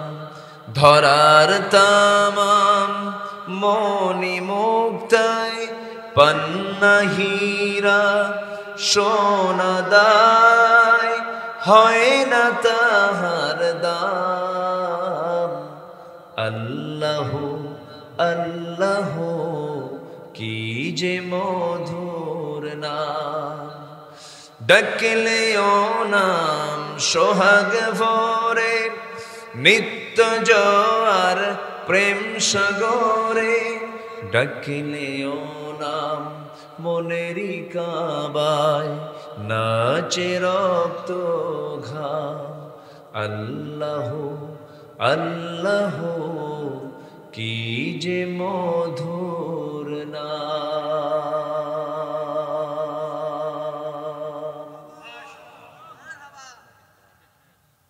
এইটুকুতে শেষ। আর কত কি পারি বলেন? এতক্ষণ ওয়াজ করার পরে কি আর পারা যায়? ধৈর্য ধারণ করার শক্তি দাও গো মেহেরবান আমায়, দাও গো মেহেরবান। বুকের ভেতর ব্যথার নদী বইছে অবিরাম, বইছে বইছে অবিরাম। ধৈর্য ধারণ করার শক্তি দাও গো মেহেরবান আমায়, দাও গো মেহেরবান। আধার আমার আলো দিয়ে কানায় কানায় দাও ভরিয়ে, আধার আমার আলো দিয়ে কানায় কানায় দাও ভরিয়ে। অন্তর জোড়ে দাও গো প্রভু ভোরের পাখির গান। বুকের ভেতর ব্যথার নদী বইছে অবিরাম, বইছে বইছে অবিরাম। ফাগুন কেড়ে নেয়া চতর আষাঢ় করে দাও। গাছে গাছালির শীতল ছায়ায় জীবন ভরে দাও আমার, জীবন ভরে দাও। আমার ধুধু মরুর দেশে দাও গো জোয়ার ভাটার শেষে। আমার ধুধু মরুর দেশে দাও গো জোয়ার ভাটার শেষে। পারাবারের বাউরি বাতাস আমায় করো দান। বুকের ভেতর ব্যথার নদী বইছে অবিরাম, বইছে বইছে অবিরাম। ধৈর্য ধারণ করার শক্তি দাও গো মেহে